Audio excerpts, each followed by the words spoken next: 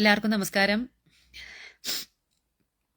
നമ്മൾ കുറച്ചു മുമ്പ് ഒരു ലൈവ് ചെയ്തതേ ഉള്ളൂ. അതൊക്കെ കഴിഞ്ഞ് റൂമിലെത്തി നെറ്റൊക്കെ നോക്കിയപ്പോഴാണ് മലപ്പുറത്ത് പാണ്ടിക്കാടുള്ള ഒരു കുട്ടിക്ക് നിപ്പ സ്ഥിരീകരിച്ചു എന്നുള്ള വാർത്ത അറിഞ്ഞത്. ഇപ്പോൾ കുട്ടി കോഴിക്കോട് മെഡിക്കൽ കോളേജിലെ ചികിത്സയിലാണ്. അപ്പോൾ കുറച്ചു മുമ്പ് വരെ പൂനെ വൈറോളജി ലാബിലെ റിപ്പോർട്ട് വെയിറ്റഡ് ആയിരുന്നു. ഇപ്പം അതും പോസിറ്റീവാണ് എന്നുള്ള വാർത്ത ഞാൻ ജസ്റ്റ് റിപ്പോർട്ടർ ടി വിയിൽ ഞാൻ കണ്ടു. അപ്പോൾ ഫലം പോസിറ്റീവാണ്.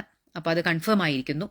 അപ്പോൾ അതുകൊണ്ട് തന്നെ എൻ്റെ മെസ്സേജ് ബോക്സിൽ ഇപ്പോൾ പലരും ചോദിക്കുന്നുണ്ട് കമൻറ്റിൽ നിപ്പയെ പറ്റിയിട്ട്. അപ്പോൾ അതൊരു ഡെഫിനറ്റ്ലി അതൊരു ആശങ്കയാണ്. കാര്യം നമുക്ക് ഓർമ്മയുള്ളതാണ്, നിപ്പ വന്ന സമയത്ത് ഉണ്ടായ കാര്യങ്ങളും മരണങ്ങളും ഒക്കെ നമ്മുടെ മനസ്സിലുണ്ട്. അപ്പൊ അതുകൊണ്ട് തന്നെ വീണ്ടും നിപ്പ എന്ന് പറയുമ്പോൾ എല്ലാവർക്കും പേടി തന്നെയാണ്. അത് നമ്മൾ അല്ലാന്ന് പറഞ്ഞിട്ട് കാര്യമില്ല.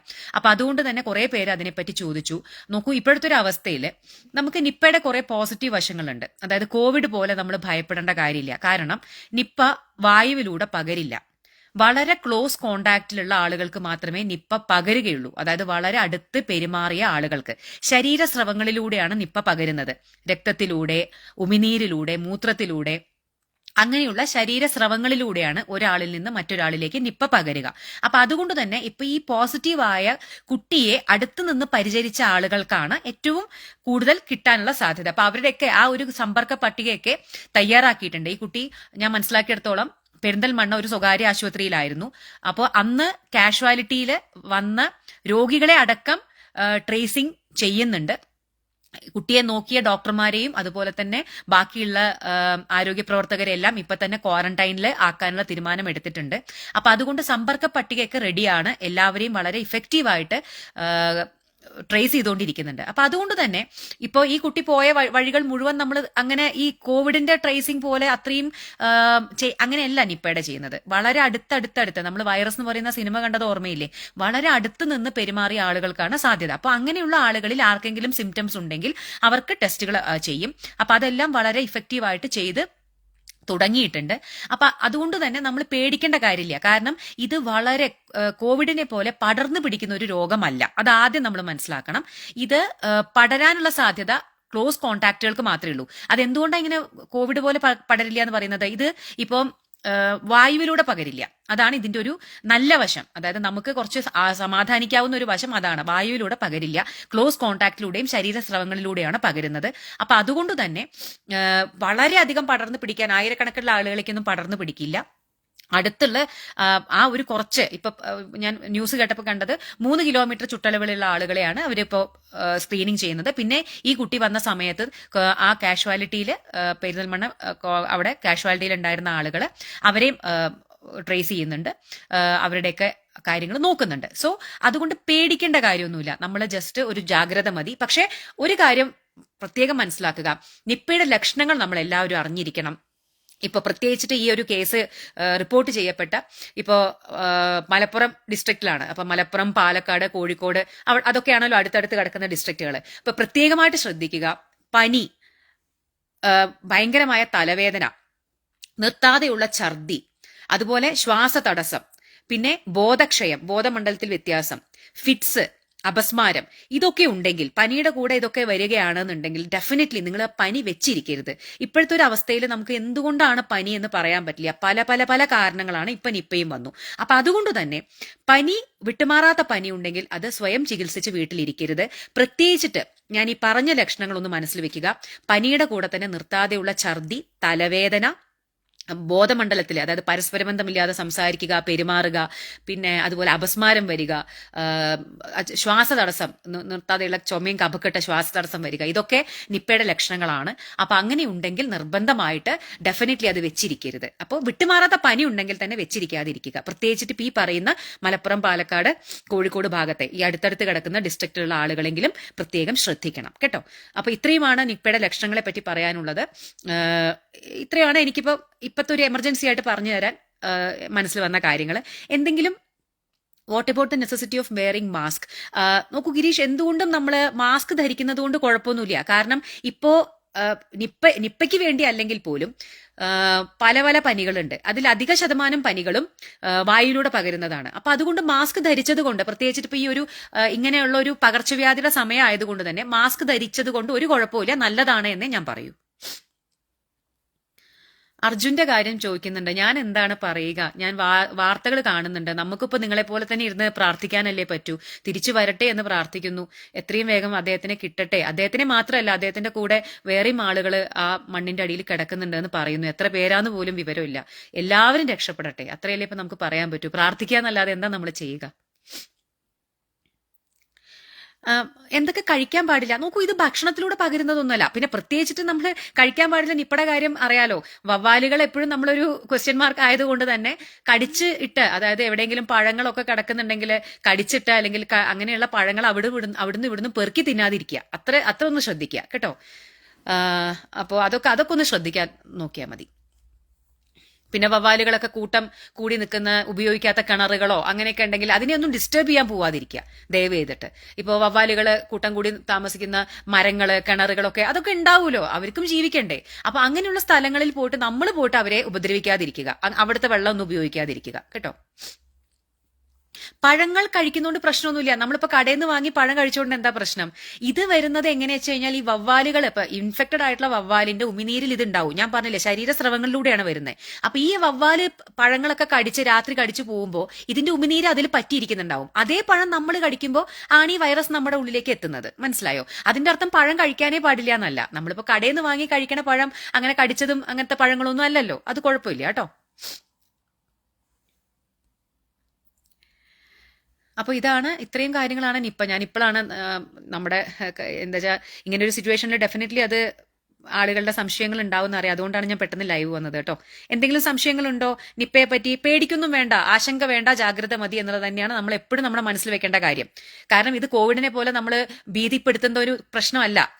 ഒറ്റ പ്രോബ്ലം എന്ന് പറഞ്ഞു കഴിഞ്ഞാൽ, വന്നു കഴിഞ്ഞാൽ ഇതിന്റെ അപകട സാധ്യത കോവിഡിനേക്കാളും ഒക്കെ വളരെ കൂടുതലാണ്. പക്ഷെ പകരാനുള്ള സാധ്യത കോവിഡിന്റെയൊക്കെ വളരെ കുറവാണ്. കോവിഡ് വെച്ച് നോക്കുമ്പോൾ അതിന്റെയൊക്കെ എത്രയോ 1000-1 എന്ന് പറയേണ്ടി വരും.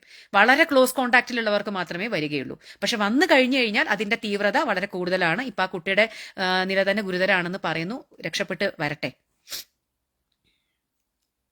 ഞാൻ തിരിച്ചെത്തിയിട്ടില്ല. ജോർജിയയിൽ തന്നെയാണ്, ഇപ്പോ ഇവിടെ തന്നെയാണ്. ഞാൻ ഇങ്ങനെ ഒരു വാർത്ത കണ്ടപ്പോൾ പെട്ടെന്ന് ലൈവിൽ വന്നതാണ്, നിങ്ങളുമായിട്ട് സംസാരിക്കണം എന്ന് തോന്നി. Mask is better, definitely mask is better. ആളുകൾ തെറ്റിദ്ധാരണ ഉണ്ടാക്കുന്ന പലതും സോഷ്യൽ മീഡിയയിലൂടെ പകർത്തുന്നു. അതെ റീനി, അതുകൊണ്ട് കൂടിയാണ് ഞാൻ പെട്ടെന്ന് ഒരു ലൈവ് വന്നത്.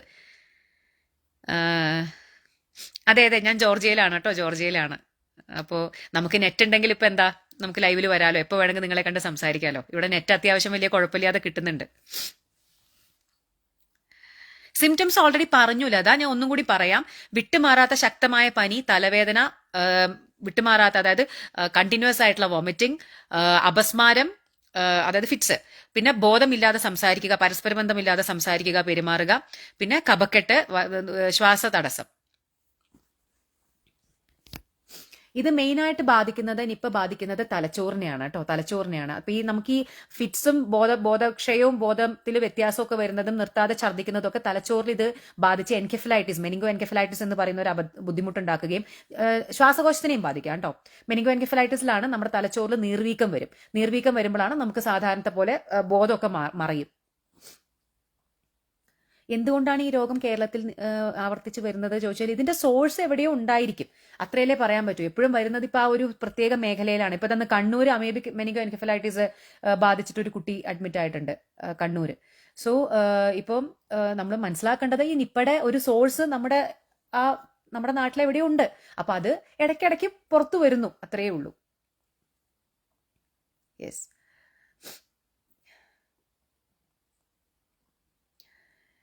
ഓക്കെ, അപ്പോൾ 400-ലധികം ആളുകൾ കാണുന്നുണ്ട്. എല്ലാവരും മാക്സിമം ആളുകളിലേക്ക് ഷെയർ ചെയ്ത് എത്തിക്കൂ. കാരണം ഇതിപ്പോൾ ഒരു നീഡ് ഓഫ് ദ അവർ ആണ്.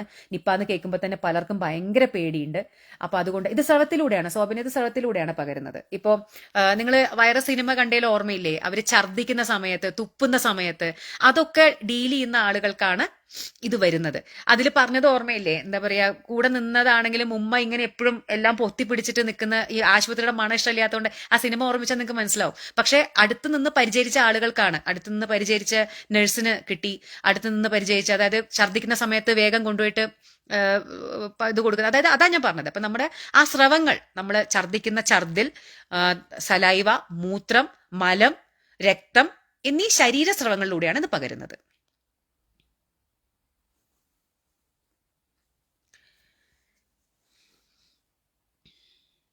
ഓക്കെ. ഇനി എന്തെങ്കിലും സംശയങ്ങൾ ഉണ്ടെങ്കിൽ ചോദിച്ചോളൂ. ഒരു 2 മിനിറ്റിൽ എന്തെങ്കിലും സംശയങ്ങൾ ഉണ്ടെങ്കിൽ ചോദിച്ചോളൂ. നിപ്പയുടെ കാര്യങ്ങളൊക്കെ ഇപ്പൊ ഞാൻ പറഞ്ഞല്ലോ. നമ്മൾ ലക്ഷണങ്ങൾ പറഞ്ഞു, എങ്ങനെയാണ് ടെസ്റ്റിംഗ് അതിപ്പോ പറഞ്ഞല്ലോ. നമ്മുടെ ലാബിൽ ടെസ്റ്റ് ചെയ്യും, പിന്നെ പൂനെ വൈറോളജി ലാബിലേക്ക് അയക്കും. രണ്ടും പോസിറ്റീവ് ആണെങ്കിൽ അവിടുത്തെ പോസിറ്റീവ് ആയാലാണ് നമുക്ക് കൺഫേം ചെയ്യാൻ പറ്റും. പഴങ്ങൾ തോട്ടങ്ങളിൽ നിന്ന് പറിച്ച് നോക്കൂ. പഴങ്ങളിനോട് അങ്ങനെ പേടിയൊന്നും വേണ്ട. പഴങ്ങളിനോട് പ്രത്യേകിച്ചിട്ട് അങ്ങനെ പേടിക്കണ്ട. പഴം കഴിക്കാൻ പാടില്ല, അങ്ങനെയൊന്നും ഇല്ല കേട്ടോ. പക്ഷെ ഈ അവിടെയും ഇവിടെയും കിടക്കുന്ന പഴങ്ങൾ പെറുക്കി തിന്നാതിരിക്കുക, അത്രയേ ഉള്ളൂ. യെസ്. അപ്പൊ ഞാനെന്നാ പതുക്കെ ഇത് വൈൻഡപ്പ് ചെയ്യട്ടെ. എല്ലാവരിലേക്കും ഒന്ന് ഷെയർ ചെയ്ത് എത്തിക്കൂ കേട്ടോ.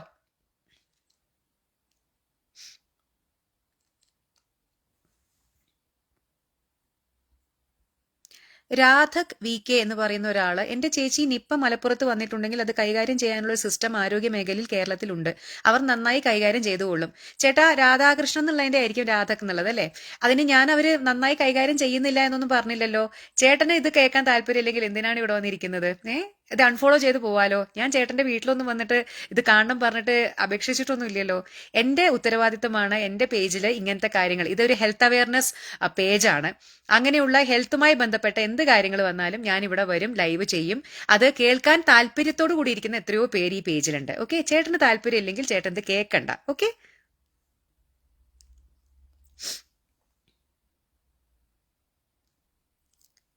ഓക്കെ. ഫ്രൂട്ടിൽ നിന്നാണോ ചോദിച്ചാൽ അറിയില്ല കേട്ടോ, നമുക്കറിയില്ല. ഇപ്പൊ എവിടെ നിന്നാണ് സോഴ്സ് എന്നുള്ളതിന്റെ ഒരു കൃത്യമായിട്ടുള്ള ഒരു ക്ലാരിറ്റി നമുക്ക് ഇതുവരെയും വന്നിട്ടില്ല നിപ്പയുടെ കാര്യത്തില്. ഫ്രൂട്ടിൽ നിന്നാണോ നമുക്കറിയില്ല. പക്ഷെ നമുക്ക് അറിയുന്ന കാര്യങ്ങൾ, ഇങ്ങനെ ഫ്രൂട്ട് ഈറ്റിംഗ് ബാറ്റ്സ് ആണ് ഒരു കാരണം എന്ന് പറയുന്നത് കൊണ്ട് തന്നെ നമ്മൾ അത് ഒഴിവാക്കാൻ വേണ്ടി പറയുന്നു. ഓക്കെ, നമ്മുടെ പുറത്ത് ആളുകൾ വന്നിട്ടുണ്ട്. ശരി കേട്ടോ. അപ്പൊ എന്നാ എല്ലാവർക്കും നന്ദി. എല്ലാവരും മാക്സിമം പേരിലേക്ക് ഇത് ഷെയർ ചെയ്തെത്തിക്കൂ. എന്തെങ്കിലും അപ്ഡേറ്റ്സ് ഉണ്ടെങ്കിൽ ഞാൻ പതുക്കെ നെറ്റിന്റെ അവൈലബിലിറ്റി അനുസരിച്ചിട്ട് ഞാൻ വരാം. ഓക്കെ, അപ്പൊ എല്ലാവർക്കും ഗുഡ് നൈറ്റ്. ബൈ.